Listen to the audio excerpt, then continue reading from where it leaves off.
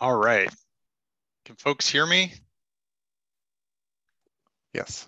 All right. Thanks, Alex. I'm going to share my screen. 1 second. And we'll get folks to start trickling in. Alex, just give me a verbal that you can see my screen. Yep, looks good. All right. Great. We'll just let maybe another 20 seconds here to get folks into the room.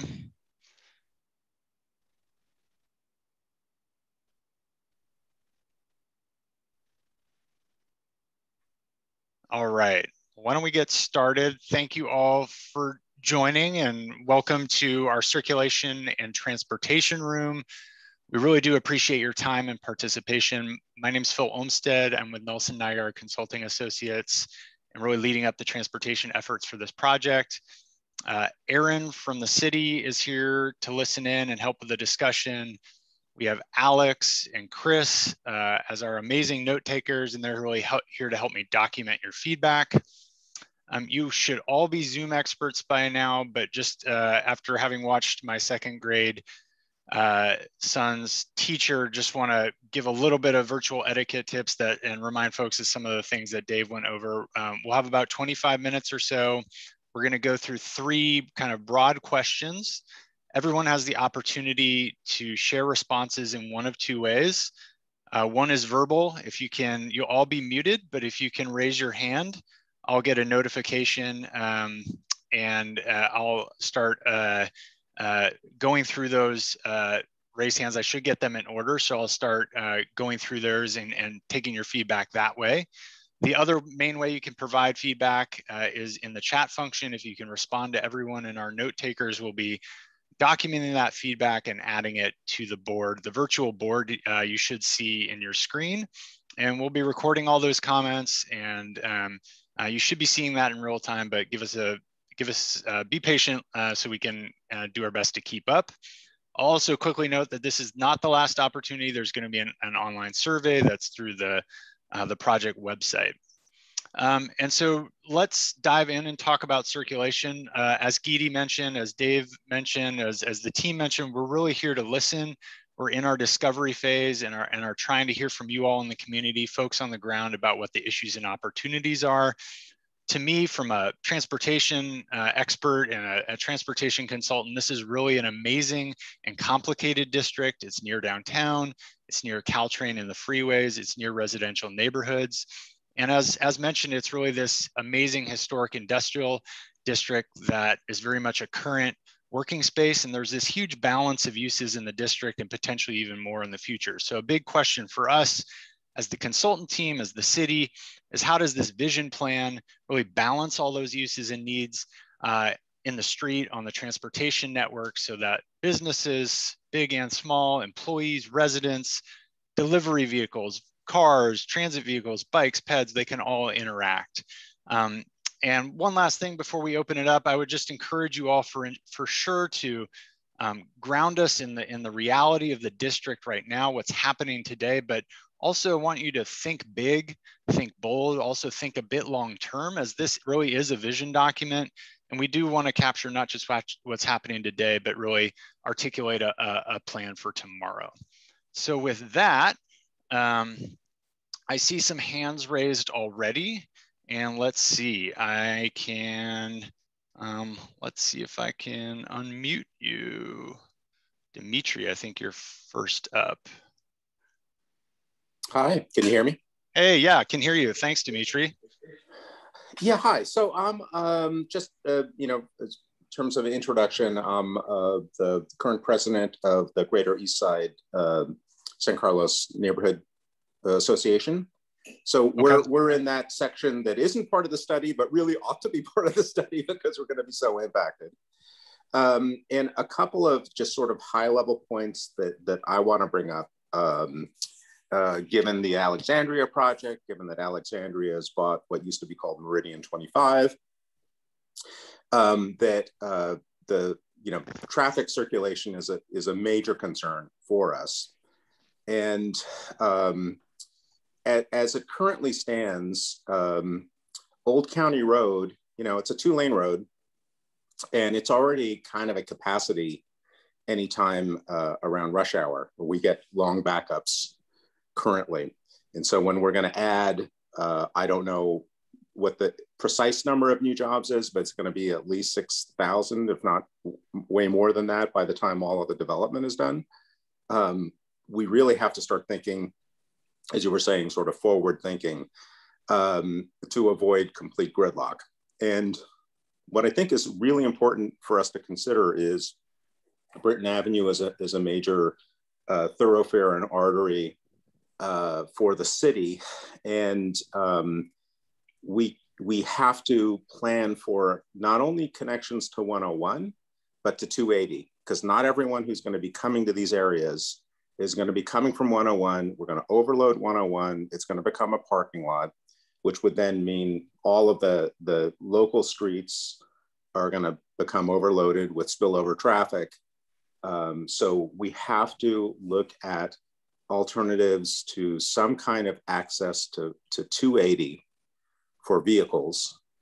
And there had been in a plan in the works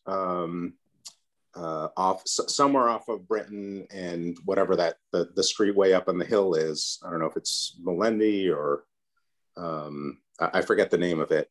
There is a right of way to do a freeway access. And that's a conversation that's going to need to happen if the city wants to do the type of development that the developers want to do, because you have to have multiple ways to get in and out. So that's point one. Point two, I think it's very, very important, is we have a current agreement with the city about not having shuttles on the east side, because we have major problems with shuttle buses cutting through the residential community, going through stop signs, speeding through the streets, creating real problems for the neighborhood and kids, the whole 9 yards. So any type of shuttle has to utilize El Camino and Britton, and then go back and forth that way. And that's an agreement we already have made with the city. So I want to make sure that that's thought through. And then also just, we're really limited in terms of the directionality of, going north and south on the freeway to 101. So Britton, I believe you can only go south on 101. So we have to figure out how to, we can't shove all of the traffic necessarily to Holly Street.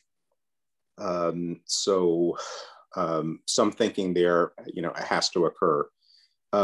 We have had some previous conversations about, utilizing the spur to turn that into like a bike lane, pedestrian lane, and utilize the railroad right of way through the industrial area to get into what was Meridian and what the Alexandria project are going to have. And I think we really need to focus on that, pretty significantly as well. And then lastly, the impact of all of this traffic is no matter what we do to mitigate and try to get people to use mass transit, we have to have a plan, and the city has to have a plan where we just don't, our neighborhood doesn't experience all of the cut through traffic. We're already experiencing it now, and Meridian has yet to really get populated. And once the area is, gets developed as a new sort of biotech hub, we have to sort of preserve this single family neighborhood from all of that traffic cutting through. So those are my comments. Great, thank you, Dimitri. That's really informative. And just a few quick responses, and I want to make sure we start hearing from other folks that have their hands raised. And reminder that if you have comments, you can start throwing them up in the chat, and we'll be recording them. But yes, we've heard loud and clear about cut through traffic through the residential neighborhoods. So even though you see here a dotted line around our study area, we're not thinking about the East Side Innovation District in isolation alone. We're really going to be cognizant and have those neighborhood concerns front and center as we develop and flush out the circulation network. So I wouldn't, we've heard that feedback, and that's something that we'll definitely be integrating into our thinking as we develop any sort of transportation solution and start thinking about how the traffic might flow through the neighborhood. I would articulate for the group as a whole that this is a policy document. It is a vision plan. So a detailed traffic analysis is not going to be part of this specific plan itself, but it will be coming as part of one of the major developments. So there will be detailed traffic work done to make sure that those impacts, not just for, again, what you see in this dotted line, but in and throughout the study area are documented, and there is a robust conversation around that. I would also thank you for the comment on connections to 280. I think that's really interesting and something that we need to bring more front and center. Let's see. I'm going to go to Scott. He was next in my list, and I would also just throw out again to the group. There's a couple of activity questions there at the top of the board. So things we'd really like to hear about what you guys like in the district. We want to make sure that we're capturing the things that are assets, and we integrate those into our thinking. What could be done better today? And again, trying to get you guys to think as well long-term. What do we need to do in 10, 15, 20 years? Okay, so Scott. I also live in the neighborhood near Dimitri, and one of the things that we have been talking about and are beginning to get consensus amongst the neighborhood is the idea of partial cul-de-sacs at the end of streets. So I just want to make sure that that is mentioned as a part of this, because we see anywhere from 5 to 20,000 more trips or vehicles in this area because of the fact that there are so many more businesses. There are 11 potential projects that are going on or are in the works right now. And if all of those come to fruition, then we are going to see a huge number of vehicles that are all going to want to get in and get out as quick as possible. And of course, the residential neighborhood that's right next door is going to be hugely impacted by those vehicles. Probably to the point where, Industrial Road, which at times is backed up from Holly Street all the way to Terminal Way already, is going to be unusable, and the same with Old County. So, and this is before any of these projects actually come online. And so I think that, protecting that single family neighborhood is priority number one for transportation. Great, thank you, Scott. So maybe I can frame that as something that you guys like. It's really, it's that neighborhood, slow street, residential feel in the neighborhood to the east. That's something that really needs to be preserved as we're thinking about this project. That's an asset you guys really want to make sure is preserved. Absolutely, and it's Great. not just the neighborhood south of Holly, but the actual neighborhood north of Holly is going to be impacted by this also, because the traffic coming in will impact those residents also, and they only have one way of getting in and out of their streets on Old County Road. Great. Okay, thank you, Scott. I really appreciate that feedback. Keep those chats coming, and I'm gonna go to our next participant. So I think that's Tara. Tara, can you hear me all right? I can see you. Yep. I'm going to turn on my video because I'm a teacher and I hate talking to black screens. So, so I can't see myself. So sorry if I'm off. So I've lived on Cherry Street for 15 years now, down the street from Scott. We're about 2 houses up from Industrial Road. And I have been born and raised here in San Carlos. My parents attended San Carlos High. My grandparents still live in their home that they bought in early 1950s. So I am invested in this city. I'm raising 2 kids. And to Scott's point and Dimitri's point, I just love our block. I love our neighborhood. It's perfect for work. The kids can walk and bike. We can go to the park. But the traffic down our street is just atrocious. People turn off industrial. And like I said, I'm 2 houses in from Industrial Road, and the people fly around the corner. We are scared to let our kids play in the front yard. During shutdown, shelter in place, we have so many kids on our block. We had cones and we had different stations kind of check in, like the adults stood in the middle of the street to protect the children. And just for the safety of the children, I would love to even do an orange wall right now to make it a no access road from industrial. I know many of the neighbors are in support of it. I think we would be willing to pilot it. And I think it needs to happen before these buildings start to come into play, because our children are growing up here now. They are our future.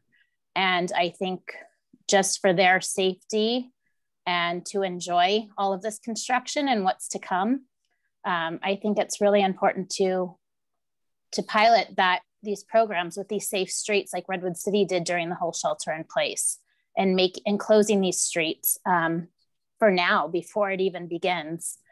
I think that should be the main priority right now, to begin all of this, because the traffic has already gotten worse and it's just going to continue. We've had cats get hit and people don't care. We've had big trucks come flying down from the corner. So yeah, I love our neighborhood and the people, and it's just the safety of the children currently, so they can enjoy the 10 years down the road too. Great, thank you, Tara. So thank you. It seems to be a common theme that we're hearing from the community, and I just want to assure everyone that we're hearing it loud and clear, and it's something that, again, just because our line is here, that we're going to be making sure that we're thinking about when we begin to start to develop a solution set and begin to start thinking about the long-term vision about how this can and these issues can be addressed. So that's really great feedback. My next person here on my list is Sonia. And again, just for folks who maybe came in late, we're kind of going verbally by the hands I see, and then folks are, just so folks can see, we're capturing the chat and making sure that document is included as well. So I just want to make sure that folks know that we're grabbing that as well. So let's see, Sonia, yes. Love to hear your question. Yes. Thanks for taking my call. Sure. I'm in my comment. First time caller, long time listener. Right, exactly. Interested in the big, bold, long-term planning vision part. I echo what everyone else is saying and don't want to repeat it, but I would like to propose that I see the future of transportation in San Carlos, because we have these giant hills that we need to get across from 280, and we have the flatlands. I think we need aerial transport. I think we need a gondola network, and I'm being serious. I met with Alexandria at one point, and to quote, they said they would not be opposed to gondola stations on top of they have 2 parking garages they're going to be building on that. And Sonia, just to clarify, kind of what would be the kind of connecting function? What would be kind of the nodes of that gondola connection? So there's, I would say, off of 280. The idea is to bring cars in off of 280 to bring people in from 280 without bringing their cars.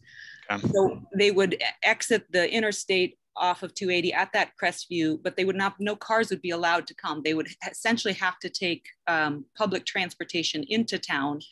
It could go along Britton Avenue. You could put privacy screens below these. If you've ever been to Oakland Zoo, the infrastructure of the gondola system is phenomenal. It doesn't have the privacy screens, but that would, give the neighbors below some assurance that nobody will be looking down directly into their yard. You would have, I'm not an expert in any of this, and this might be complete pie in the sky, but I would imagine that there would be, drop-off points with elevators up and down at, say Alameda and a couple other points up Britain, all to bring people into the greater East Side biotech, essentially to the greater East Side business districts and to downtown. Ways to bring people in without their vehicles, I think is really, really crucial. Initially, it could be, but you could bus people in. There definitely needs to be, however people are getting in from 280 especially, I would say they need to have a bus only lane that needs to be very efficient to discourage driving, because right now public transportation in the Bay Area takes at least 3 times longer than driving, and that's not a sell. Right.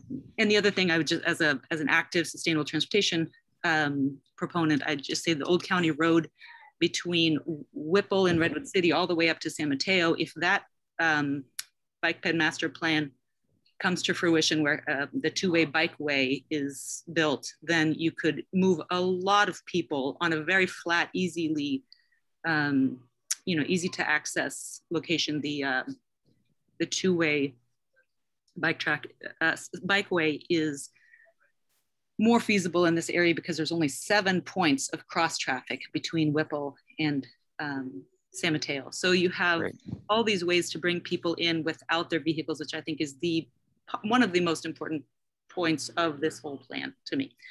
Thank you. Awesome. Thank you, Sonia. A lot of great ideas and great feedback. I would note again, remind folks on the line that we're not starting from scratch.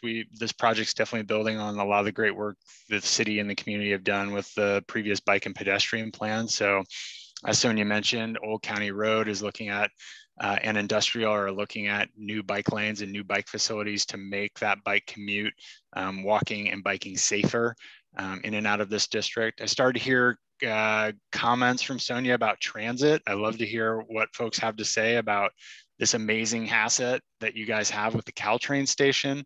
So lots of great ideas. Again, what do you like? What could be better? What do you see in the future? So let's see. I think we have, and I apologize if I messed the name up, Anubav, next with a question, or at least that's how it is in the window there. Hi there. Thank you, Phil. Yes, you got it right. Oh, good. Wow. Yes. So thanks for holding this conversation. I'm a resident on Holly Street, which is one of the main arteries as of now. So I love the ideas of cul-de-sacs, but it should be enforced uniformly throughout the way. So if that idea is explored, all the residential streets, including Holly, should be made cul-de-sac, or at least experimented with. And there should be a very strong focus on trying to reduce traffic on Holly in particular. These are houses that are already, it's a 4-lane traffic for most of the day and is considered an artery. It would be lovely if in the grander scheme of things, if Britain Avenue could actually take a lot of load and Holly can be restored to be a residential street and not treated as an avenue for very heavy traffic. So in whatever plan things work out, I think Holly needs to get some consideration in particular because currently it has houses on both sides and also gets the maximum level of traffic. Right. And if you have so many offices coming in, there is this big threat that actually the traffic would get backed up a lot on Holly and it will be extremely unsafe. We already get accidents almost very regularly here. So yes, that particular street may need some special consideration, especially in whatever plan is made for this. Thank you. Great, thank you. I appreciate the feedback. Let's go to our next. I see Rick. Yes, thank you. Hey, Rick. Hi, how are you? So thanks. I just I live on Holly Street as well and echo Anubhav's sentiments in addition.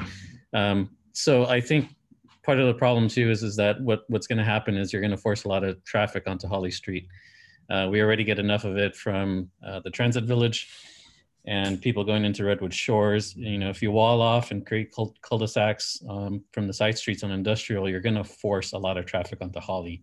And that's going to have a really bad effect on us because we already have a 4-lane highway crammed into our, what was meant to be 1 lane in each direction, so a 2-lane street. So, we're getting our sidewalks torn up. We get threats by the city to take our sidewalks in order to allow for more traffic. And that's really not the solution. Our parking's been taken away. When cars come down the street, we're literally inches away from getting clipped by a truck or a car. And that's just not a safe situation. We have children on the street as well. So we really need to take into consideration the side effects of any plan that would be, considered for accommodating the south side construction, and then also any traffic mitigation for residents a little bit south of Holly, because Holly will absorb the effects of any of those traffic mitigations on those side streets. Great, thanks, Rick. You make an important point, and again, something that we'll be trying to integrate through all of our work. As you start to pull one thread, there's impacts and shifting impacts throughout the district. So a key challenge for us and for the city and for the community is really to try and balance the network as a whole for all the different users. Obviously, safety is high priority. Preserving these residential neighborhoods is high priority, but we're also trying to think of the larger network and how that operates, and not shifting the problem and playing whack-a-mole. So I think there's a sustained effort to try and come up with a solution set that's varied both from infrastructure, policy, program, different strategies throughout the study. But great feedback, thank you. Let's see, we have a couple more minutes. I just want to flag for folks for this session. You can continue to stay in the circulation group, but we might get a little bit of a repeat for some of those folks that are staying on. But I want to keep asking folks to share. So let's see, Thomas, add you next here. Yeah, good evening, everyone. I'm Thomas Dudson. I am a property owner on East San Carlos and Industrial.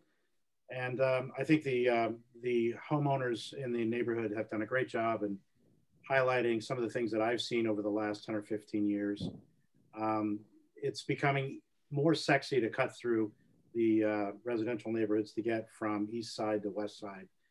So I would focus circulation efforts largely on making Industrial Road a little more efficient, and also looking at, for example, making Terminal Way, which is a very narrow street, just making it easier for folks who are heading to businesses to not want to route themselves through the residential areas. And it may include something like, for example, adding an additional northbound lane on Industrial Road, making it wider so that the afternoon traffic, which does back up well past East San Carlos Avenue, has a way to go. Second, I think a lot of the traffic on Industrial Road, just based on my experience, is actually people cheating Highway 101. They're getting off in Whipple and going up Industrial Road and getting back on 101 at Holly Street. So if there was a way, we could make it a little more painful for those evening commuters who are trying to use ways to cheat the highway system. That would be beneficial. And then a pipe dream would be making it easier for east side to west side navigation. Right now, there's only Britton Avenue and Holly Street, and then further south there is Howard. But maybe there's a possibility that those east side to west side navigations can be eased and easier for both businesses, owners, users, and residents.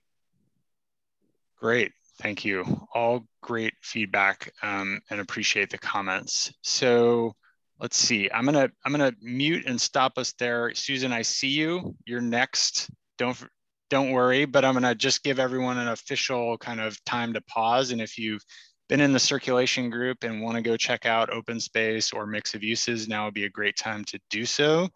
And if you're just joining, we've had a really great and robust discussion, and I want to give my note takers a chance to catch their breath. And we're going to be moving to the next fresh board here.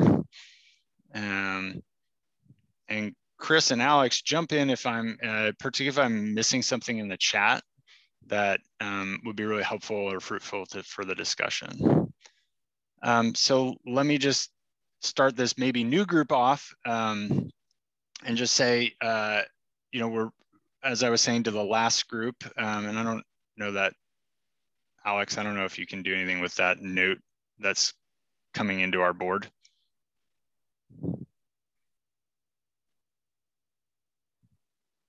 Maybe Chris. Sorry. While they're trying to fix the board, I'll just quickly say that you know, we're really want to get your feedback.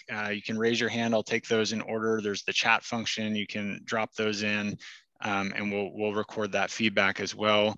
It's really an exciting and amazing district. You have a lot of great assets, and I think from a transportation circulation perspective, really trying to balance what's in a really complex set of uses in this district. We heard a lot from residents in the last group. We have the traditional industrial uses going on in this district, and all the different pressures on the network. And so would really love to hear more thoughts and feedback on that. And would love folks to let us know what they like about this area from a circulation and transportation perspective, as well as the challenges. And then again, encouraging folks to think long-term, think big, think bold. So with that, I will raise your hand if you have more questions, and then I'll open it up here to Susan. Thank you. My husband's here next to me. We've lived here. Hey, Craig. We've lived here on Montgomery for 33 years. One of the, I noticed one of your things is what could be better. I'd like, you know, like I'm going to take it as an example, the Old County train station interchange that was re-landscaped and redone several years ago. It looks beautiful. Susan, are you talking, just sorry to interrupt, the interchange with your street in Old County? Basically, we walk across there every day to walk uptown. And what I want to say about it is that, you know, it's great that it's landscaped and it looks really nice, but it doesn't work because there's no place for people to drop off people for the train. Now, granted, in the last year, that hasn't been as much problem because of the pandemic. But before that, there's no place for people for Uber or Lyft to drop off people. So they would just park in the middle of the road and let people out or wait for the passenger to get in. And so when I say what could be done better, I would like when we're thinking about the circulation for the rest of this area, to not just think about, okay, well, this looked nice and we won't, you know, you have to anticipate that people are going to do something anyway, even if it's not safe. So maybe you need to actually make parking for Uber and Lyft drivers to stop, because when they come over from, for example, Redwood Shores to drop people at the train station, they don't want to wait on Holly and go all the way around to the train station parking lot to let people off, because at certain times of night, that probably takes an extra 10 or 15 minutes. They come up our streets and to let people off on this side of the train station. So I think, you know, landscaping and you know, having pretty little lanes and trees in the way can look nice, but it's not functional and it's not safe, because when people are parking in the middle of the road to let people in and out, and then other cars are going around them and almost hitting the pedestrians, which we've seen several times, you just need to think, I think more thought needs to be put into, okay, not just having it look nice, but having it actually be functional and following what people are going to be doing. Awesome point, great point. And yes, so something we're definitely looking at is first mile, what we call first mile, last mile connectivity to the train station. You have this amazing asset with the San Carlos Caltrain station. With electrification, you're gonna go from an hour frequency to a half-hour frequency. We're gonna likely see more activity at that train station. So making sure that there's adequate space for connectivity from not just Ubers and Lyfts and people dropping off, but shuttles, transit, and we need to think from a 360-degree 360-degree access perspective, knowing that getting from east to west or west to east is really challenging. So right now there is and I think it's right around here, there's a drop off for shuttles. So really thinking about, is that adequate? Do we have enough space? So that is something that we're going to be thinking about, looking at, and making sure that as we look to the 10, 15 year and even coming online with electrification, that we can support that additional activity. So really, really great feedback. For folks coming online to the circulation station, just a reminder to raise your hand and I'll hit you in the, grab your feedback. Also options to put stuff in the chat. And again, Chris and Alex, jump in if I'm missing something that's, I'm not monitoring the chat. So if there's something really good happening in there, let me know and I can grab those and we can talk about those comments. Yeah, So, just one thing. So for people to switch out of this room into another, scroll or hover your mouse towards the bottom, and you should see the icon for breakout rooms, and you could choose another room there. Yeah, so there should be that icon. Thanks, Chris. You can click on the breakout room and then you should see the options where you can join the other groups. Looks like we're getting some new folks coming in. All right, so let's see, David. Thanks for joining. Hey, I had a thought about how can the city require or heavily incentivize the companies in the area to incentivize their employees to not drive to work? Because we do, as you said, we have this asset of the Caltrain station.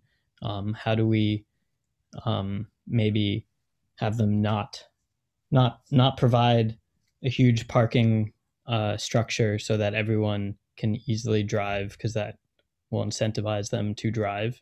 How can we have them maybe do a bike share, or make sure there is sufficiently secure parking for people who decide to bike? How can we get the companies to incentivize using company shuttles for these drop-offs, all to get everyone moving much more efficiently, and not just in a single car? So is that something that the city can enforce onto these companies as part of it's a great question, something that we're definitely going to be looking at. So part of that begins with this document and this vision plan and setting those guidelines and standards for new development, so that when you come in and you say, I'm going to build, that a lot of peers that we've worked with, a lot of other cities that we've worked with, they said, okay, you can come in and build, but what we want you to do is provide those incentives for your employees to try and get them to drive less. And that in the industry is what we call transportation demand management. It's a wonky term, but it's a fancy way of saying what sticks and carrots, what incentives, what programs can you offer to try and get your employees, maybe instead of driving every 5 days, they drive 4 days and they're taking the shuttle that your company provides one day. So part of that is in the actual municipal code or the guidelines for the district. And so that's something that we'll be looking at. We've done a lot of work in the North Bayshore district in Mountain View, home to Google, Intuit, Microsoft. And that city put in very specific requirements for the development community about what they're required to do in terms of those types of employee programs. So that's something we'll definitely be taking a look at. I think it's trying to thread the needle between providing flexibility for the developers and the employers, but making sure again that they're not overburdening the rest of the district and doing what they can to incentivize different types of trips and different trip behavior.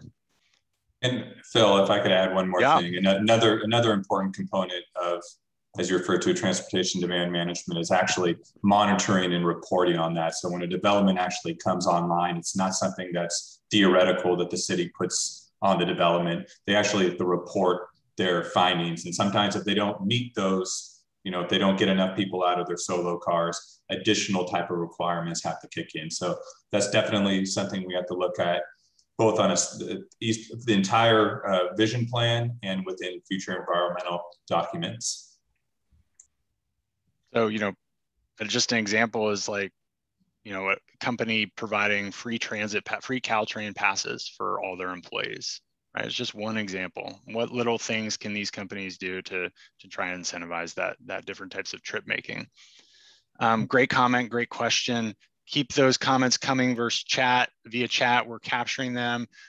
Gail, I got you next. Make sure you're unmuted, Gail.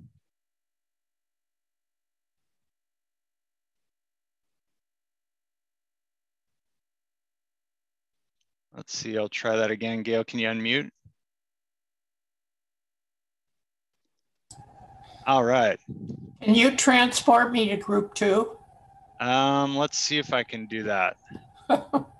I'm not sure that I can. Yeah, I tried and wasn't able to. So I don't know if there's again, there's that breakout room button. I think I can get you, Gail. Give me just 1 second here. Okay, maybe Alex can help me. All right. While we're helping Gail, I'm going to go to Catherine. This is a comment. I don't know what the answer is, but when I have ridden my bike down there, first of all, getting across El Camino is fun, but Old County Road is, I presume you'll be doing something so that it won't be quite so treacherous for bike riders. And another thing is, with so many small businesses there right now, you have so many different driveways that you have to watch out for as you're riding. I don't know if there's anything to do to get around that, but it's just a comment that it's uncomfortable riding when you're worrying about a car every 30 feet. Thank you. Great question, great feedback. Again, I mentioned this earlier to the previous group that we're building, this plan is not starting from scratch. We're very much building off of the great work that you all as a community did and the city did with the San Carlos Bike and Pedestrian Plan. And Old County Road was identified as a priority bikeway. And Alex, correct me if I'm wrong, Aaron, correct me if I'm wrong, but I think that right now the kind of proposed plan for Old County Road would be a two-way protected bike lane. So that would provide, it's another fancy industry term of saying a bike lane with some physical protection or physical barrier between bikers and vehicles. And I believe that would be on the west side of Old County Road, closest to Caltrain, which could help avoid some of that. You're very right in identifying the often challenge of conflicts with driveways and vehicles entering and exiting. So yes, we're looking at that. That's Old County Road is very much a focus for our study. And again, a big part of making that connection between this district and something like the asset you have at the Caltrain station, as well as your downtown, potentially your residential neighborhoods, and connecting to the broader region, much more safe to bike and walk. Jennifer. Hi. Hi. Daniel. We both have a couple of comments. Hi, Daniel. Hey, guys. Yeah. Hi. You know, we talking about circulation. I was just wondering, you know, that area between Industrial and Old County Road and Britain, that little square right there. I just want to make sure that we understand what, you know, we're talking about small cars and stuff, but when we're talking about actually having businesses in there, we're going to have a lot of big trucks wanting to go in and out. And I live actually in the neighborhood just adjacent to it there. And off of Bayport, one of the things we noticed is that when some of the businesses around there had big trucks, they would try to drive through the neighborhood as a way of bypassing some of this other stuff and come at a different direction. I just want to try to make sure that we have in mind that maybe make it so that the north side of that area isn't doesn't look appealing for drivers to actually bring in their trucks, because we've actually seen some of the power lines get taken out by overly large trucks passing through there, moving trucks and such. And it just became dangerous. You know, we had to call, I forgot who we had to call necessarily, PG&E and fire department last time. It's just one of those kind of concerns that we try to maybe, when we talk about circulation, try to consider giving them access off industrial or Britain more so than actual through that neighborhood. Great. Yeah, I'll just jump in real quick and say that was definitely feedback and comment that we heard from the previous group. Residents were very loud and clear about the cut through issues, the traffic issues, the safety issues in this neighborhood to the north of our study area. And I just emphasize again to the group that it's something we'll be looking at, that although, you know, our district is in this dotted boundary, we're going to be thinking about the broader context and how to make sure that that we're meeting, that the network is meeting and serving a variety of uses. So, you know, the challenge, as you highlighted, is we have to make sure that there's good access for a lot of these small businesses, existing businesses, that a lot of these industrial uses that require trucks can continue to thrive and be in this area and can provide good jobs. So it's going to be really a tricky thing to make sure that we're balancing the access for those different types of vehicle sizes, but at the end of the day, that the network is safe for everyone. Jennifer, did you have a question or other feedback? Yeah, mine kind of probably piggyback on perhaps some of the things you've heard from other residents, but you know, we live on Cherry Street, and you know, we have kids, and like our neighbors have kids. There's a lot of families in the neighborhood. It's a really great. We heard about Cherry Street. Yeah. Good. Well, no, let us know more. Let us know more. I just want to make sure it's safe for our kids. Like right now, we actually have a lot of cut throughs, to be honest with you, and it's in the middle of a pandemic when nobody's driving and none of those businesses are open, or not none of them, but you know, a lot of them are not going to work. So if there could be some way to mitigate cutting through, and like, I didn't even think about it until you guys said it, but if Caltrain, if people aren't bringing cars to work, then they're taking Ubers, and then I can just see Ubers just cutting through left and right. And then also thinking in the last session, we're in the environmental piece. If there's a way to make like a really nice pathway that people want to use, that's not our street, but maybe a beautiful pathway that goes towards, you know, towards the new construction areas or whatever, and kind of weaving together the circulation and the environmental. And you're talking about a pathway for pedestrians, bicyclists. Yes. Making that walking connection. Yeah, I mean, it's amazing how, you know, it looks big on a map, but, you know, it may be there in person, but the distances aren't that big as the crow flies, but it feels unsafe. It feels like a long walk. And I think that's something that we really want to kind of think about. What's it like to be a pedestrian? What's it like to be a bicyclist as you're walking and navigating these streets? We heard that the feel of the neighborhoods is something that people really like and want to preserve. Is there a way we can, again, kind of bring some of that feel over to that industrial area again, while trying to balance the mix of uses? Yeah, and then also there's that underpass by Commercial and Arroyo, kind of making it more appealing to go through there. Right now, it's, to be honest, not that appealing, and also the bike routes are very unsafe to get there for kids. Which routes, which direction feels unsafe in particular, if you're coming from where? Old County. Well, we're on Cherry, so we're trying to get to that underpass. Coming south. Yeah, there's no bike path. Okay. There's very limited bike path, or there's no bike path, partially due to what the first woman said. They took away areas that could be used for dropping off or riding a bike, and put in these things that stick out that look pretty with trees, but they took away the functionality of the street. So, great. Yeah. So just planning for safety, I think, is my main concern. Awesome. Thank you. Thank you guys. Really appreciate the feedback. Let's go to Stephen. Hey, Stephen. Hey, how are you? All right. Great. Thanks for having me on. Yeah. You know, I'm sorry if this has been already repeated by other folks. That's okay. But I think traffic flow, right now speeds aren't being enforced. Speed regulations are not being enforced, and yet we're going to be where taking Steven? Everywhere or on certain streets? Well, I'm particularly in tune with Holly and the major arteries. It feels like it's a raceway at times. And I think that's going to be a concern if we start getting an influx of more people coming into the east side.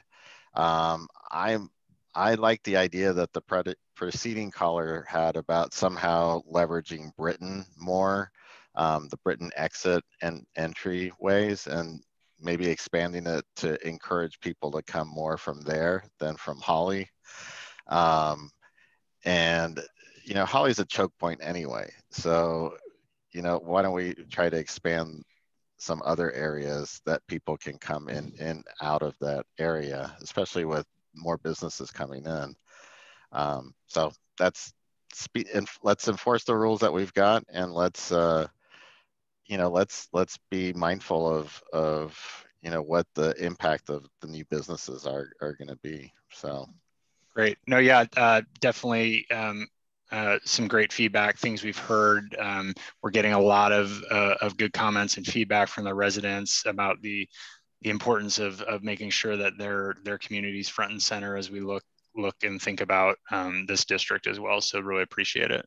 Yeah, and I also want to, one other comment that the previous caller made. I've seen semis going down Holly Street, and they're not supposed to be going down Holly Street. And where's the enforcement on that? So again, let's have the semis go where they're supposed to be going, and make sure that we don't make it appealing for them to go through the residential areas. Great, thank you. Appreciate it. Just remind folks, I'd love to hear also about what folks like about the current district. What are the assets we should make sure to preserve? What characteristics of the neighborhood do we not want to lose in this planning process?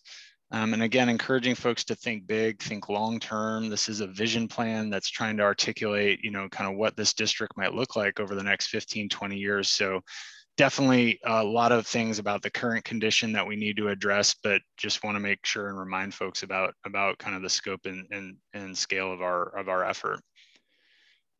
Maybe I'll just do a quick pause. I think we're kind of coming to the end of our second module.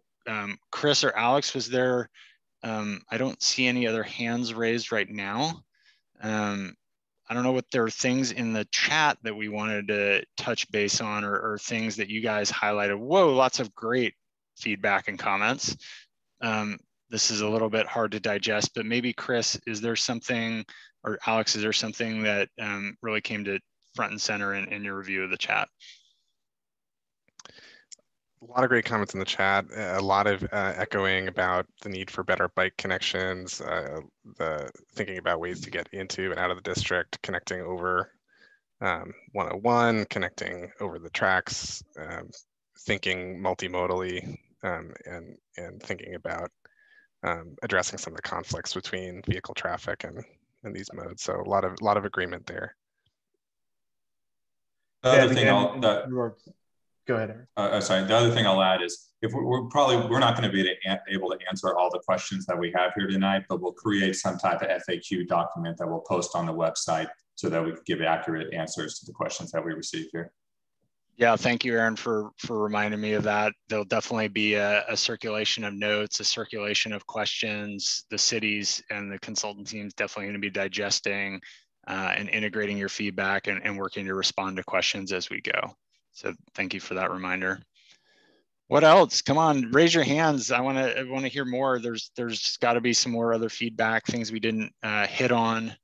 Would love to hear additional feedback, even from folks who've already spoken. So yeah, Jennifer, jump back in. Yeah. Well, since no one else has something else, that's okay. So our neighborhood had at one point talked about trying to find a way to sort of make. I don't know what the word is, like make it so we can exit the neighborhood, but other people can't drive into the neighborhood, and make certain areas like thoroughfares, like East San Carlos Avenue, Holly, Britain, maybe Terminal, like certain streets, more like where you have to go in and out and sort of direct the traffic there. Have you heard about that? And if so, can we incorporate that? Like I've seen it in Berkeley where they kind of have like these, you can go into the neighborhood, but where you can go out but not go in or whatever, to sort of make sure traffic is moves in certain ways. Yeah, we've heard that comment from other folks, and I know that's been talked about. You know, I want to be clear that, you know, we're going to be thinking about your neighborhood, but ultimately we aren't designing the traffic plan for your specific neighborhood, but it's definitely a consideration. We did hear that from other previous residents.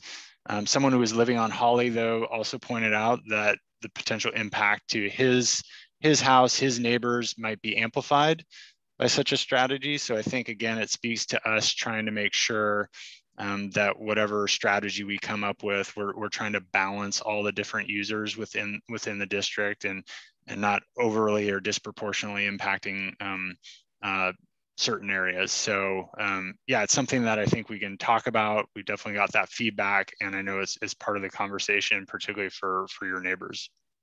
Okay, so for city staff, then that would be something we would need to bring directly to the city, and that's not being that's not a consideration for this project. Is that correct? Yeah, Aaron, you want to jump in maybe and sure. clarify what I'll say scope? Yeah, so I mean, if something isn't, so this is a higher level policy type document, and what will be transmitted is everything that we hear through this process to the city council. So they're going to hear loud and clear what residents have said as part of this process. So this particular document, since it's focused on the commercial area, may not address all the residential circulation items, but it will be transmitted to the council and they will hear loud and clear what folks are saying. Great, thank you.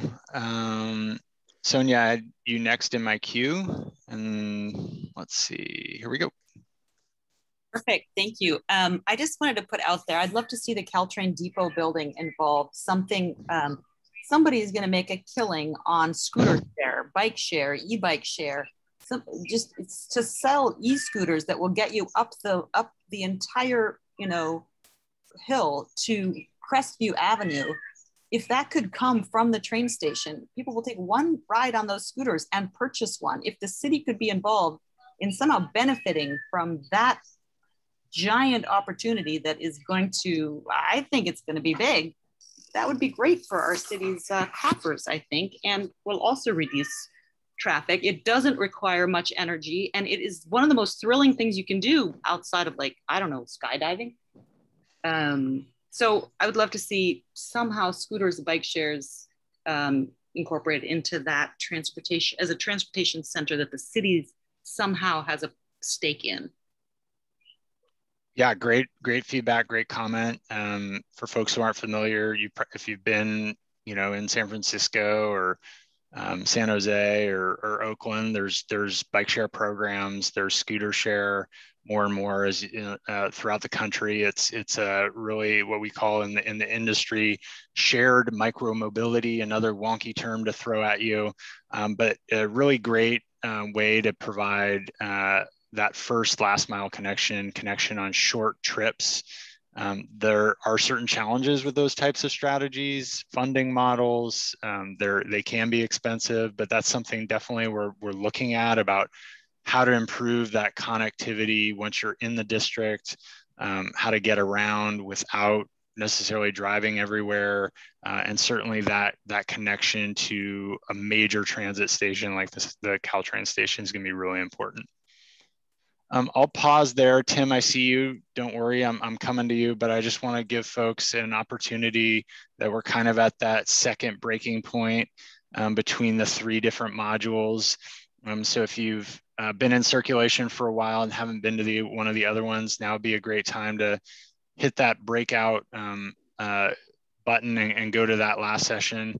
If you want to stay, great, but we're gonna, I think, transition to a new board. So we can, oh man, lots of great comments. I love it. We're going to go to that third board and start fresh. So folks who are coming in, maybe new to the circulation conversation, we've been having a lot of great input, a lot of great feedback. You know, similar, I think, to some of the other groups, we want to hear a diversity of feedback on things that you might like from a circulation transportation standpoint. What do we want to make sure that we're capturing, leveraging, and preserving as part of this plan? Obviously, want to hear about what can be done better, and what issues we need to address. And then, we're definitely thinking short. We want to make sure we're hearing about the short-term issues and challenges, but this is a vision document. Really want to encourage you all to think big and think long-term, because we're planning and articulating and talking about, what this place is like in the next 15 or 20 years. So just another final reminder about throw stuff into the chat. Chris and Alex are grabbing those notes, and then I'll start going through folks with their hands up. So let's see, I had Tim, I think, next. Yeah, thanks for having us. Yeah, thanks for putting this together. We really appreciate it. So circulation, throughout the city and between the East San Carlos area, whether it's a residential area or the industrial area, is far from perfect. What I do like about it is the East Side Connect that has been built. That's an excellent model. However, it has not really been extended going across Holly and also going across industrial, going across Old County Road. Also Old County Road Holly Street and El Camino, is that crossing there is just really, really, really bad. So when when we're talking about circulation, obviously, the more bicycling, the more walking, the more skateboarding, whatever way you get around without a car, the better.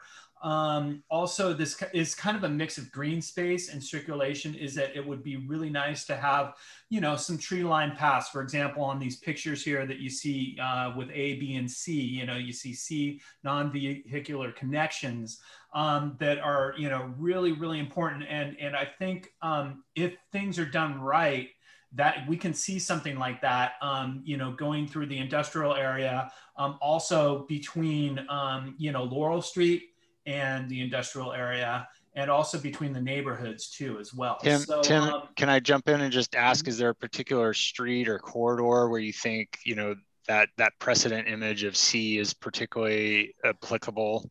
Yeah. So two places here. So if you look at kind of where Terminal Way is, and that's where the East Side Connect stops. Okay. And what would be really nice, and one thing we talked about when we were looking at the Alexandria project is, there's the train tracks that kind of go in past Barneston and Commercial Street, kind of right through that heart there.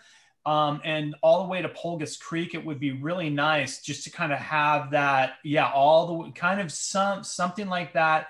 And then maybe a couple little other corridors between Old County and Industrial. Okay. And also Pulgas Creek, it would be so nice to have like a little walkable trail, even with some picnic tables where people can sit and eat, that kind of thing. I mean, you can make it really, really nice. I hadn't even really known that was there. And I think it's a forgotten kind of, maybe a little bit of a hidden gem. Yeah. It's a hidden gem, and it's really sad the way it's been treated. There's been a lot of dumping from the car shop there. And the last thing I'm going to say is, obviously, when we're talking about this, and this is something I brought up with the green spaces, is the funding. And this is, I think, more directed at the city, but I would like to see, instead of fees, I would like to see partnerships with these companies coming in who are willing to actually fund the building for, a green space, non-vehicular connection, green space or whatever. The fees don't work. I've been living here for 20 years. We've dealt with the transit village. We've dealt with PAMP. And these little mitigation fees and so on, they're not working. So the city needs to change it up. And the very last thing I'm going to say is, this area that we're talking about here is the most desirable, developable area throughout the whole Bay Area, maybe throughout Northern California. I mean, it's right between San Jose, right between San Francisco. And if a company comes in and says, no, we just want to pay you a few fees and be on our way, then they're not going to build here. So the city needs to change up how they're going to structure the funding for this. Great. Thanks, Tim. Awesome feedback. Really appreciate it. I'll just offer a few quick thoughts that you bring up an interesting point around the funding. That's really that comment kind of applies from a circulation perspective as we start thinking about not just infrastructure, but things like programs and different incentives that we might offer employees. So a lot of cities have explored a model, what we call in the industry, a transportation management association, where you pool resources, big employees, small employees, and really work together as one unit to try and provide a set of transportation solutions for the district or for the city. So I think that's something that the city is really interested in looking at, and I think something that this plan is going to explore. So keep those chats coming. I'm going to go to Sonia. I see you at the top, but I'm going to go to some folks that I haven't heard from yet, but I'll try and circle back to you. Oh, and you just lowered your hand. So thank you. And let's see, David. Yes, hi. Hey, David. Yeah, I just want to emphasize, and you've got 4 really good examples, A, B, C, D here. And the streets are the core of this whole thing. It holds it all together. And the streets should be designed for people as well as automobiles. And this pretty well shows what we're aiming for, but it's not going to be easy to do considering what the existing conditions are there. And so there needs to be some thinking about how you're going to be able to maybe have to do some eminent domain or something to widen a little bit of those right-of-ways, to do some of the wider sidewalks and the bike lanes and so on. And so the city needs to kind of take that seriously. And I'm a big proponent of green streets. I represent Sierra Club's Sustainable Land Use Committee, and we have a green street program that we're working on, very similar to the counties where you have the illustration from. And making the streets tree lined with natural drainage and bike lanes and places like that. So, and multimodal. So all those A, B, C, D is great. Just make sure that we can do it on a little narrow street. Maybe some of the streets should become one way so you can do it. Sorry, I didn't mean to cut you off, Dave, but great feedback, great comments. I think you hit the nail on the head in terms of one of our challenges is balancing the street for all the different types of users. You know, a lot of this commercial area, you know, we're going to need to continue to provide space and access for big trucks and big commercial trucks. So how do we do that in a way that makes it safer to walk, to bike, to get around? What's it like to be on that street on Commercial or Branston as a pedestrian or a bicyclist? But knowing that, you know, the core function of a lot of these businesses is really dependent on vehicle access and getting their trucks in and out. So that is definitely going to be a challenge and something that we're going to be navigating throughout this project. Really excited to continue to have that conversation. So thanks for your feedback. Let's see, I'm going to go to Sam. Thank you.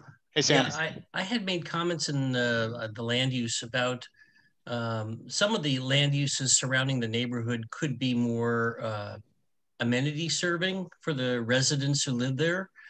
And as well as— Did you have an example?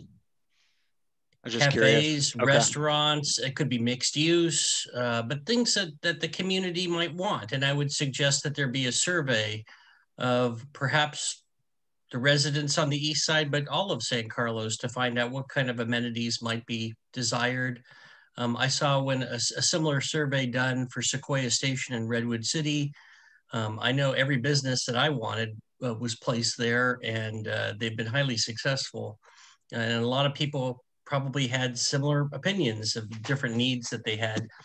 Also, just during the whole pandemic and everything, the walkability of a community has never been more important. And having businesses that are kind of interior to themselves, but not a lot of sidewalks and walkability, not only for the workers who are taking a break, but also for the residents and folks who want to get around our community, take a little walk. I am cautious at the same time about, I love multimodal streets, but I'm not wanting to choke off all the traffic at the same time, because people have to have a way to get around, but at the same time, you should also have sidewalks for people to walk around. So I know it's a balancing act, and I just wanted to just provide that comment.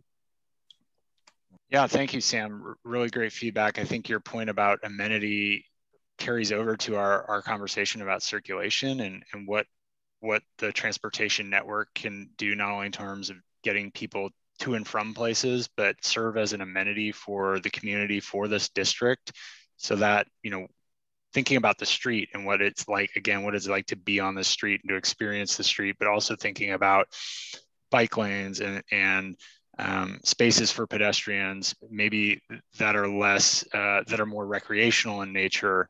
Again, trying to kind of balance all those different perspectives and different types of users within the district, I think is gonna be really, really important. So let's see, Alex, Chris, let me know if I'm missing something important in the chat, Aaron as well. Let's go to Chris. Chris, thanks for hanging on so long. Love to hear your feedback. Okay, yeah, Chris Wuthman. There are multiple Chris's this evening. But, oh yeah. Okay, great. Chris W. Thank you. I want to talk about something a little different than, but related to circulation. I don't know wonder if it's mentioned tonight or not, but parking. Parking is often the tail that wags the dog of projects, design-wise and feasibility-wise. And in this district, because of how high the water table is, I think underground parking is going to be difficult, if not impossible. So it'll have to be likely above grade. And you know, the last thing we want is surface, just flat surface parking. That's out there now, and it was fine once upon a time, terrible now. So we'll have to have above grade structures. And my recommendation as to be considered is perhaps the city builds structures in key locations that can serve multiple properties. It helps with the feasibility of projects. It can be a revenue source long-term for the city. And a wonderful benefit of structured parking is that people are a little less likely to go out to their car and get in their car to drive a short distance to work. They're more likely to grab some food that might be provided in their business or go to a local cafe and sit in an open space and eat, rather than go and get in a car and get on the roads and create problems.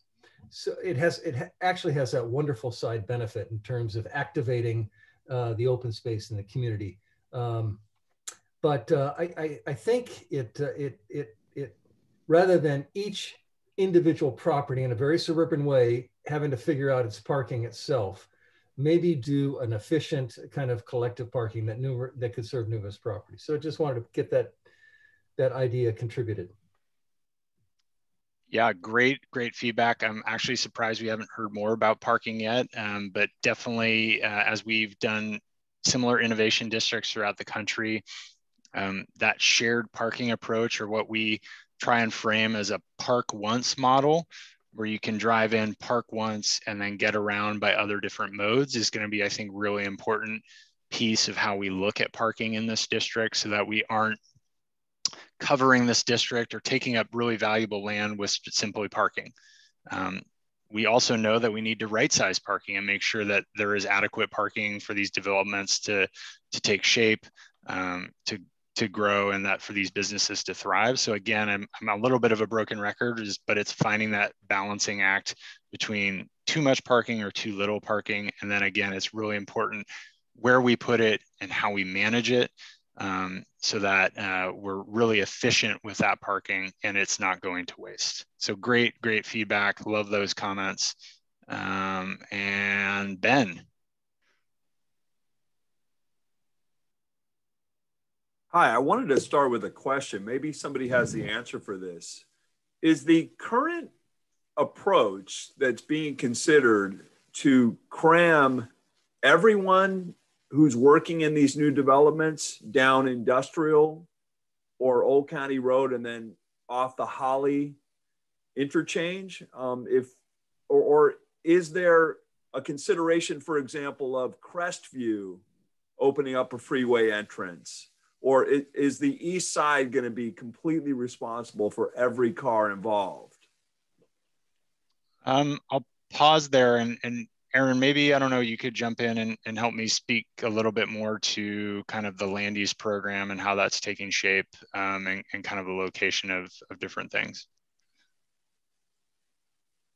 So I honestly don't know the details enough to get to say exactly how the transportation will be distributed. What I will say is that you're right. I think there are certain choke points that we're not going to be able to get around, and we're going to have to look at different solutions. So as part of the first development project, which is the Alexandria project, there'll be a detailed traffic and transportation review that will look at the distribution of traffic, not only for their projects, but also for the other all the projects that could possibly be built collectively to see how traffic will be distributed. I can't say that they're looking at a new freeway entrance on Crestview. I think that's probably highly doubtful just given the cost, but there could be other measures that they look at as mitigation measures. Okay, I thought that was because of the political power of the sort of legal community that lives up there, having blocked those freeway entrances for historically and not wanting to kind of do their part and putting the entire onus of every single car onto the east side, but maybe I'm mistaken. I do want to talk about that for a second though, which is, so the current plan of this is more commercial as opposed to residential. Like, and it's, what we're really talking about is exacerbating the existing imbalance of having way too many office spaces and not near enough residential space, and under delivering in terms of our housing element, and then putting more pressure on the existing residential neighborhoods to conform to things like SB 50 so that we become the residential housing location. How much thought is being put into, since we're talking now about circulation, making this more residentially focused and not just an exacerbation of the existing imbalance between corporate and residential? Well, I'll jump in, and I think you raise some valid points about, you know, one of the pros of locating residential with jobs and having residences located next to employment centers is that you can capture what we call kind of internal capture within a district. Yeah. To capture some of those commute trips, and that can be done by walking, biking, or transit. My understanding, again, Aaron, jump in right now, is that residential at this time is not being explored as a significant land use piece.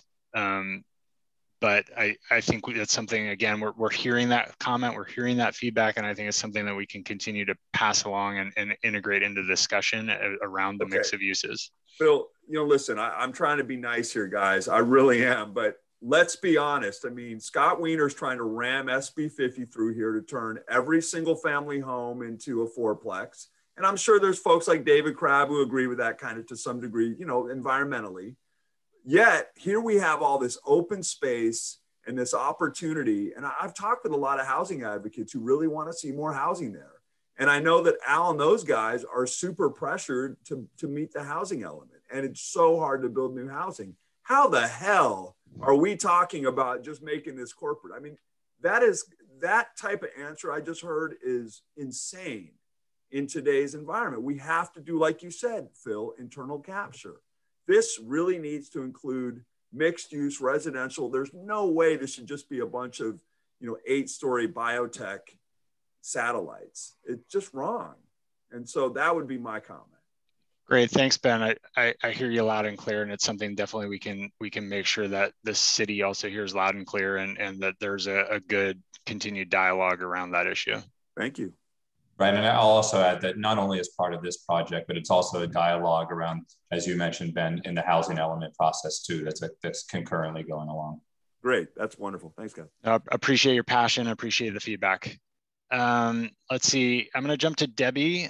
Just remind folks we have about 9 minutes. Again, appreciate you guys sticking around so long and taking time out of your evening. Yes, thank you. I agree with what Ben said about the housing element. It's now Senate Bill 9 or Senate Bill 10 that is trying to eliminate the single family housing. And what happens, it's my understanding, if you could answer this question, the RENA requirements, the regional housing needs, we're already up for over 2,000 units. Before we add all of these commercial spaces, is it true that the development will add approximately 17,000 jobs or employees to San Carlos? Is that true? As the transportation consultant, I don't know about the number of jobs at this point and what exactly the land use program is projecting. But that's something we can definitely provide in terms of as that's fleshed out. I think part of that is still kind of being determined as part of this plan as some of the development applications come in, as those conversations are being had. Aaron, I don't know if there's anything you had on that. I don't have the exact number, and I think ultimately it depends on what density is approved overall, like how big the buildings could be, as well as what the density is inside the buildings themselves. So that's something we could definitely report back on as we create the FAQ document. And you're right, this next housing cycle, there's about 2,700 homes that are allocated to San Carlos as part of the overall RHNA process. And Aaron, that's a good point, because if you look at recent reports from, say, Foster City Council, they pushed back against the state's RHNA requirements for Foster City. They said, we're already overbuilt. We're having to build up levees because of the water issues. And the area where we're building in this east area, we're only feet away from the water on the other side of 101. So we already get tidal backflow, as you know. So it's worrisome to think about cyclists, cars, other things being channeled into that small area with all these new jobs in an area that floods right now where streets flood right now during a drought. So what will that be? And the infrastructure that's required to build levees or whatever, that's outside what the city can do or even pay for. You're talking Army Corps of Engineers and all of that. So I would just ask that the city, as they're planning this out, think about the additional traffic that will be coming in, the additional employees, and the fact that this is landfill. And we really don't want another situation where you've got buildings that are so dense and high that you've got another Millennium Tower situation down the road where you're going to have things sinking into the bay. So if the city can just think about that, we'd all greatly appreciate it. Thank you. Debbie, thank you so much. I appreciate the feedback. And I would just note from kind of that stormwater management piece, there is definitely a nexus between circulation when we talk about the functionality of streets and trying to integrate stormwater management techniques into our streets and things like bioswales and different types of street treatments. So that is definitely going to be part of the plan. And not saying that's going to solve the entire issue around the floodplain, but it's something that we can, again, trying to get our streets to serve multiple functions, multiple purposes, that is something that can be designed in and integrated. So appreciate that feedback. Anubhav, back again. Thank you so much. Hi, Phil. Thanks again. I just wanted to bring up one more point. Yeah, please. Like when the traffic circulation is designed, is it possible to come up with some designs that can ensure some level of law enforcement on its own without like personnel? And this is coming from experience, like Holly Street, they'll say 25 miles per hour, but almost no one follows that. And I'm not sure what the solutions are. Maybe you, the experts, you may be able to come up with ways in which like non-manned areas can actually have good traffic enforcement by design. So that people are not able to like really exceed speed limits or not follow the law. That would be awesome. Great question, great thought. Yeah, I mean, there's definitely ways in which we can design, speed control, safety control can be done in a cross-section of ways. It often starts at the design and engineering of the streets. So how wide is the street? How wide are the lanes? Are there sidewalks? So one of the things we'll be really thinking about is street typology and what different types of streets and what function they're serving. But certainly for those neighborhood streets, or even for a street like Holly, can we, again, our study area is really in that dotted line. But as we design standards for all these streets, thinking about, What are the visual cues that are provided in the street? Are we designing the right lane width? Are we designing the right circumferences on our turning movements so that we're slowing vehicles down as they make turns? Are we integrating bike and pedestrian facilities and providing adequate separation and safety measures within those facilities? Even things like on-street parking can really provide that buffer function to pedestrians and also serve the function of slowing cars down. So there's kind of active measures in the design. There's also passive measures in the design. And then you layer on top of that, like the enforcement programs. And those are really policies and programs that the city would do in partnership with law enforcement and all those different measures. So great feedback. Thank you. Let's see, we're down to like our last 3 minutes. By what I see by the clock, I see a few folks still on the call. Keep those comments coming by chat. I'll just briefly offer for folks again that this is not the end of the conversation. It's really the start of the conversation. There is going to be another survey that's going to be distributed, I think, shortly after this workshop, allowing folks that were on the workshop and on this call to provide additional feedback, as well as for you to forward to other members of your community who weren't able to attend. So there'll be lots of ways for folks to get information. And we'll be coming back multiple times to really try and begin to start to continue to have that dialogue and that conversation and respond and integrate all your great ideas. Maybe I'll take one more question if there is any, or one more comment, and then we'll really start to wrap up.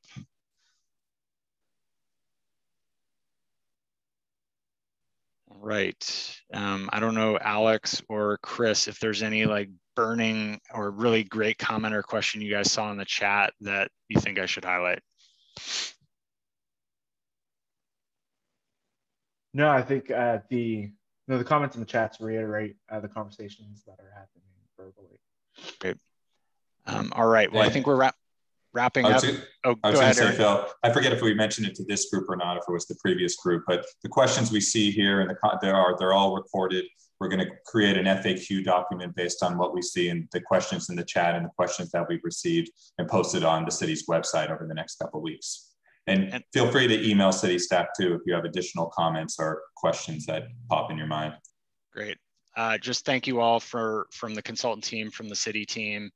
Really great feedback, really great conversation. And it looks like Dave is gonna shut us down here in a few seconds. So thanks again, and have a good evening.